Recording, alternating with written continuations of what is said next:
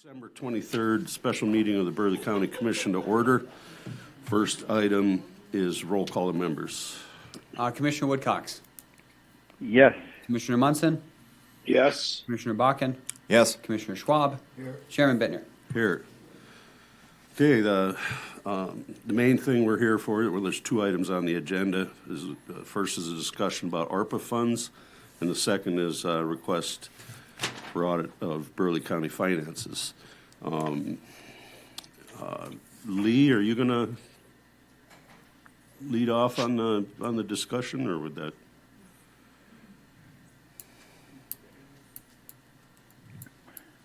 Welcome. Chair and Commissioners, are we expecting the state's attorney, or don't we know? We are. Okay. As far as the ARPA stuff goes, we did have some emails back and forth today. We had discussed options for obligating those funds by the end of the year. Last week, our deputy finance director was doing some research into the regulations surrounding ARPA, and we realized that there's an option to create a memorandum of understanding, and by doing so, per the Treasury guidance, we're covered. That was what we learned, and so we passed that along to the state's attorney, and I did see some drafts of those MOUs come through, which leads me to believe that she did the required legal research and that is allowable.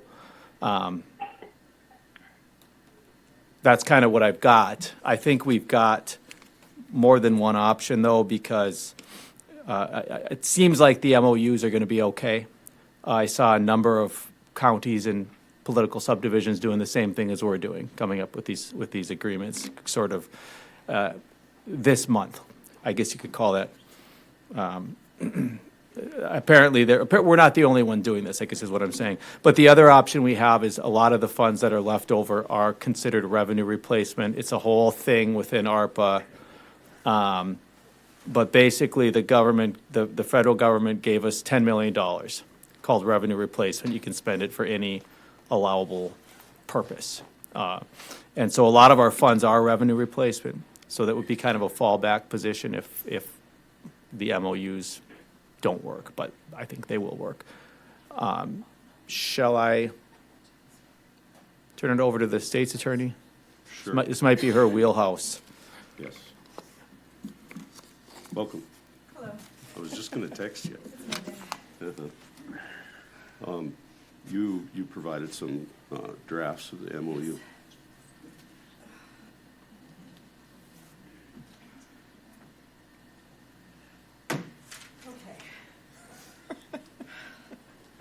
Yes, sorry about Technology's that. awesome when it works. It's Monday, and we have a lot of deadlines in the morning on Monday, so I apologize for being late. I had provided the commission and the agencies, the departments, with copies of an MOU to obligate the funds under the ARPA funding. There were a couple of adjustments that were made based on comments coming back. So if you have those copies, the only adjustments that were made may have been to the budget numbers, because I did have them verify that the budget numbers we wanted would include all the funds that they would need to do the project. So I will start with the highway department, because that's the first one that I pulled up. That budget from the original draft that I gave you, that budget is listed as $1 million. And then we did add in each one of the MOUs under the budget. We also added a phrase that says, in addition to any funds previously obligated for this project. Just by way of explanation, some of these projects do have some contracts out at the moment, and those funds would be considered obligated under ARPA. The MOU is to handle and obligate those funds that have not yet been contracted out or otherwise obligated. So we just wanted to make sure that there wasn't any issue with the total funding for the project being given, since this is an MOU for the project. So we wanted to incorporate any additional funds that had previously been obligated as part of the MOU. So the budget amount that's in here is the unobligated parts that we're obligating now. So that paragraph 6 under memorandum of understanding for the highway department now reads, the county will pass through to the department no more than $1 million in SLFRF funds for eligible incurred costs and expenses for the project, in addition to any funds previously obligated for this project. That way we shouldn't have any issues with that. Moving on to the Sheriff's Department. The final number in that one, under the budget, that was the only thing that changed, potentially changed, was $652,561 in funds. Again, with that provision that this is in addition to any funds previously obligated for the project. And then for emergency management, that one indicates that the county will pass through to the department no more than $6,214,739 in funds, in addition to any funds previously obligated for this project. Were there any other questions or changes or modifications that the? No, just when I reviewed that, there was a line that said, it's towards the end, that said for good and services. It should have said goods. I didn't S on the end of that. And is that in every single one of them? And I think it was. do you recall which paragraph number that was? No, I don't. It was Okay. towards the end. Last page down near the bottom.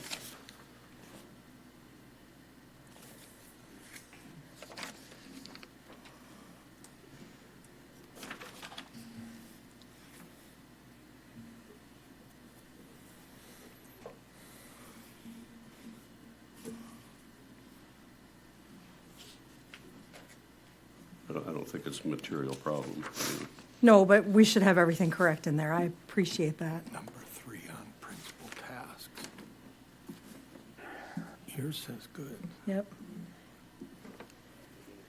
But that could be, I might have missed it on one. Yes, that would be on the Sheriff's Department one under paragraph 3. Sorry, not on paragraph 3. Under, it's actually paragraph 2B3, so I will make that change there.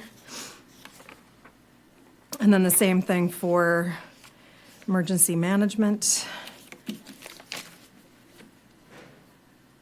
And those are the only two that it's in, so I will make that change. Thank you for catching that. Thank you. So does this action cover all of the remaining balance of the funds? Or is there an amount that we still need to? No, that was my understanding in relying on the numbers I got from the finance department. What we did is we incorporated, we believe that there's probably going to be a cost overrun on maybe some of these projects based on what we think the costs are going to be, because of course they haven't been bid out yet.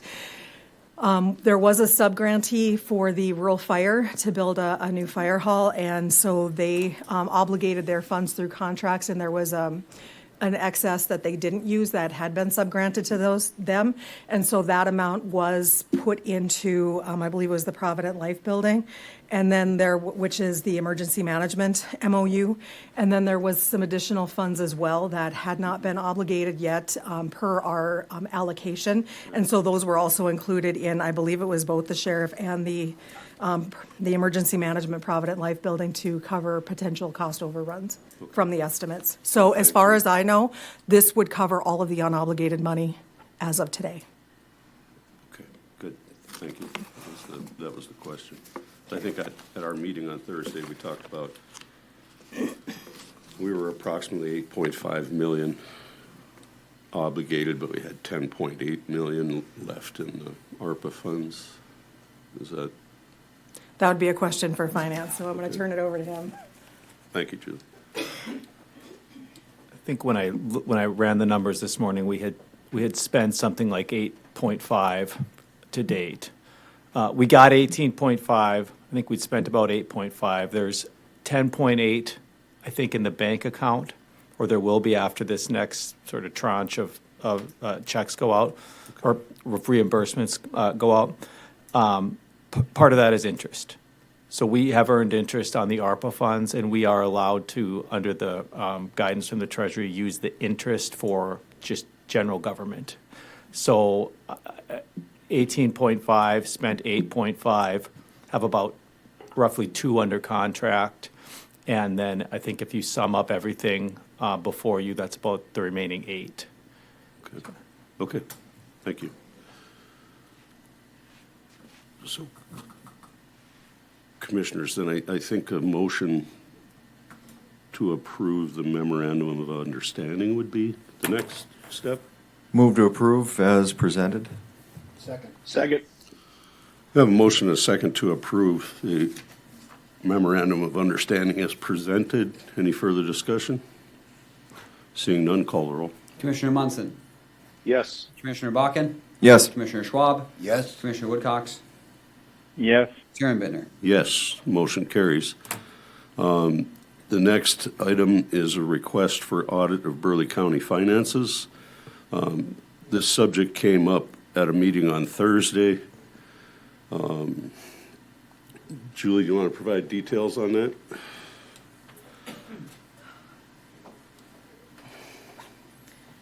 So when we were discussing obligating the ARPA funds per the law, there was an issue that was noticed by the current finance department that during an audit by the state auditor's office, it was noticed that we were on the books putting down that the money was obligated, and were notified that that was in error and we needed to correct that because it's not obligated until it's contracted. And so I think that was the first thing that was noticed, and we talked about that.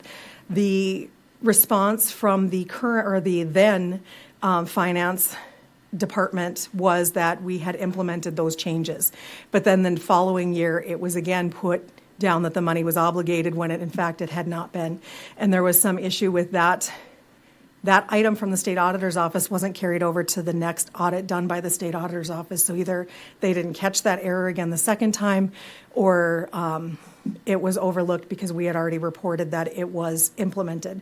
So there are some things that we had indicated to the state auditor's office that we were doing that we were in fact not doing. And we have had in the last, I want to say it's in the last 5 years, we're on our third finance director.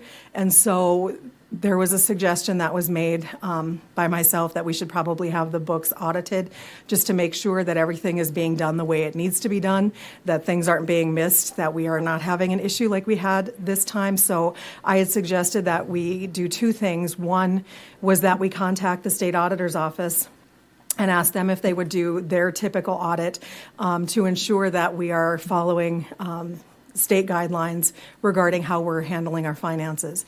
And then my second suggestion was that we get a forensic auditor, basically a CPA, to go through the books to make sure that things are well on that side. The state auditor's office will go through and make sure our accounting practices are in order per state law, but a forensic accountant will make sure that the money that was collected by the county was paid out by the county the way it should have been. There were some concerns that I had when there was talk about things that were taken off the books or not put on the books. There's concerns too in looking at the past audits where we indicated we implemented the changes and the changes were not implemented. So I had suggested that we do those 2 things for those reasons. I contacted a number of local firms to get input on the forensic audit part, and I only got a return call so far from one firm, and I forwarded that information to you, state's attorney lawyer. And so I don't know is this something that we would want to seek like competitive bids, because I have confidence in those large firms that I was contacting. So they didn't, per the email that you had sent, it was from ID Bailey, not sure how to pronounce that, but thank you. And so they had quoted us a $10,000, basically a retainer, and then what the hourly fees would be that would be taken from that retainer, and then anything over what we give in a retainer, obviously we would have to pay. And of course, they're not going to know how much time it's going to take until they actually see what the scope of the project is. My suggestion was we go back to, we had a finance director for years and years and years. And so my suggestion regarding the audit would be his last year and then moving forward. And again, I can't remember how many years worth that is. So We might want to contact Eide Bailey again and see if they know kind of what the scope is, how much money we're talking in our books, how many accounts we have, and how many years we want them to look through. They may be able to give us a ballpark, or at least whether or not it's going to be over the threshold for which we need to bid. And that's the real question. It's going to be how much is it going to cost, because that will determine whether or not we have to bid it out. Okay. So I'll take for granted that you can provide me with that information on the level that would require a bid. Yes, that way you can pass that along to see if they can give you an estimate as to Okay. how much that will be. Okay. Because like I said, I've only heard from the one firm back, and he tried to contact staff to kind of get a better idea of what they would be looking at, but wasn't able to get in contact. So Okay. what would be a suggested motion in regards to this? I would suggest that you make a motion that we take the steps necessary to determine how much a forensic audit of our accounts from, do you know that time period off the top of your head, Lee? Probably 2019 was Clyde's last year, I Okay. think. So I'd say for the last 5 years, and that we make the inquiries to get, to find out what the price is and move forward from there. If we don't need to bid, and if we do need to bid, we need to come back. So the motion should be basically to inquire from the firms that you had talked about to get potential estimates as to how much a forensic audit would be if the commission approves doing a forensic audit. So moved. Okay. Second. A motion, a second. I have a question before you got to go ahead with this. I think she's, Commissioner Bittner. what a forensic audit is. You just had the auditor do an audit for 2023. Why forensic is a criminal audit? And she has to explain that. So the reason that I requested that is because we had some talk about how things were taken off the books, money was taken off the books, and we need to ensure that the money was put back on the books. There was some, it sounds like questionable accounting practices from prior finance directors, and so I think that needs to be looked at to make sure that we can account for all the money that we've got. I see that. Okay, would we benefit from any input before we vote on the motion from the state auditor? Thank you for taking the time to be here. I really appreciate that. I would have a question for the state auditor, if you don't mind.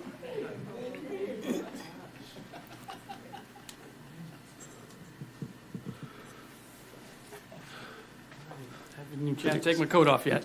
All right, thank you for being here. Thank you. Kind of a simple question. We're talking about doing a forensic audit of the county's books going back. So is that something that your office would do, or we're talking about hiring an outside firm to do that? You got any suggestions? No, we don't do forensic auditing. Forensic auditing, the purpose of that is to collect evidence for criminal proceedings. That's typically what a forensic audit is used to conduct. We are the current Burleigh County auditor. We are very aware of the finances, and if there's need for assistance in maybe some accounting records, your staff can definitely reach out to mine, and we can provide some of that guidance, possibly without going through that kind of an expensive process. I know there's a lot of questions about some of the accounting and record keeping and some of the things even that we've alluded to in our audit reports about off-book. Some of that is, there's no missing money that the auditor's office is aware of. Those records are merely marked as off-book because they're housed at the Bank of North Dakota, I believe. And when we compile assist in compiling the financial statements, we just have to incorporate that off-book numbers to get those accurately reflected in your financials. Okay. Well, thank you. Yeah, no problem. Appreciate you taking the time to be here. one Commissioner quick- Bakken? Commissioner Auditor Gallion, so if we were to wait on the forensic side of this, and I think a lot of people, forensic, they think of just digging in deeper. Is that something we could hold off on right now and go through with the state auditor's office to get a better picture? Because I think part of the problem is going back to 2019 and the turnover in the office is we're we want to have a clear set of books and a level set of playing field, make sure everything was done correctly up to that, because the downside of having institutional for a long period of time is things may get truncated or slip through the cracks a little bit, or that's the way we've always done it. Is that something your office could assist in, is making sure that we are fully aware of the practices and we're doing the right things and everything's showing up where it should be, and not have to do the forensic audit at this time? But is that something we can get through with your office in the meantime? Commissioner, yes, we can definitely take a look at that when we do the 2024 financial statement audit. If there are specific concerns, those can definitely be brought forward to the auditor's office, and we can do the best that we can to incorporate those into our audit. Again, we are more than happy to assist in any way possible, especially if we can help alleviate some additional cost and some of the burdens. Those are definitely things, financial practices, internal controls, we can definitely help with. Great. When does the state audit start for Burleigh County? That's a great question. I don't have the schedule right in front of me, Oh, yeah, but I sorry. do believe you are on the schedule for at some point next year. But I can definitely find out and get that information back to you. Okay. Sounds good. Thank you. Thank you. Appreciate it. Any other Chair discussion? Bittner, Go ahead. I would move that we table this conversation until we have our state audit done first. Commissioner, I still have a motion and a second on the table. Right. Yeah, we have a motion in a second. I think that that we'll need to wait until we at least get the schedule from the auditor, but I think it's two separate items, and it's not going to proceed real fast with this time of year. The firm that did respond to me indicated that essentially they're out of the office basically for the rest of the year. So, Commissioner Bakken?